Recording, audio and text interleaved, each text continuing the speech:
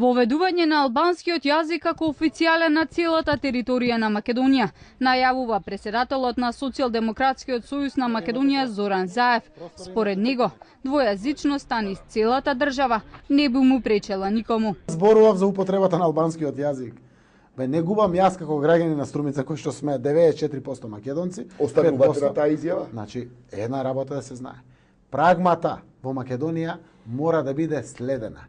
Не губам јас ништо како македонец. Ни па граѓанинот на Штип, на Скопје, кој што е од македонскиот етнички корпус на граѓани. Сега му е мајката да дефинираме каква земја ќе градиме во иднина. Знаете дека ќе живееме по табуата. Лидерот на најголемата опозицијска партија во македонскиот блок открива и дека на предстојните избори очекува голем број гласови од албанското гласачко тело.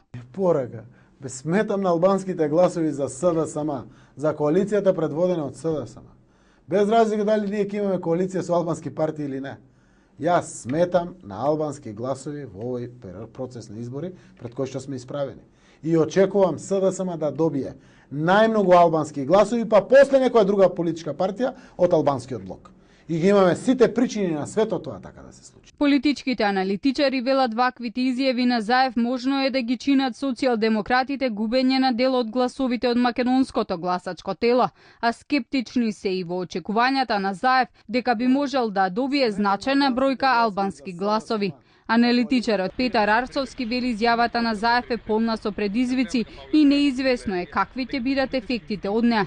Според Арцовски, јасно е дека СДСМ прави стратегија за привлекување на етничките албанци кон македонската опозицијска партија, но колку ќе биде таа успешна за СДСМ, ќе покажат резултатите од изборите во декември. Мислам дека оние кои досега се одлучиле за опозицијата, тешко ќе се премислат во овој период. Но секако тоа е една политичка изјава која е полна со предизвици, ќе видиме што ќе донесе наредниот период, така што ќе видиме што ќе се случи.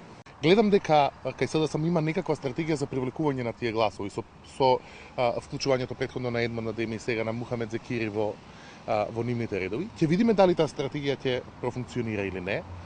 Мислам дека за вистински пристап кон тоа потребно е прво да помине на фаза на предизборни коалиции помеѓу македонски и албански партии. Но во овој случај мислам дека најмногу ќе биде застапено сепак етничкото глас.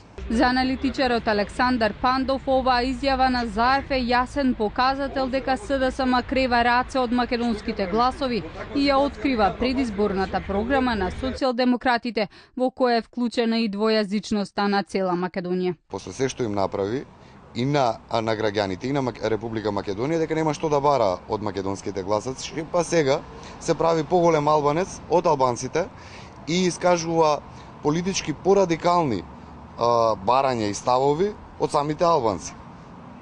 Тоа е една работа, втора работа која што мислам дека ова не е случајно, ова е во континуитет, да се потсетиме дека Фрчковски бараше премиер албанец да имаме.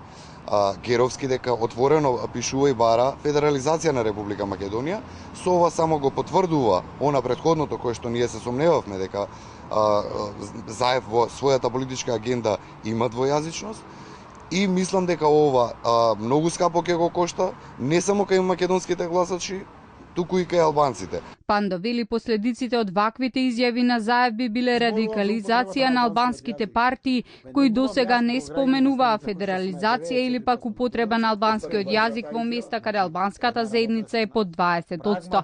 Инаку Заев во интервјуто ги потврди информациите дека поранешниот новинар Мухамед Зекири, кој стана член на извршниот одбор на СДСМ, е вработен во партијата и е на платниот список.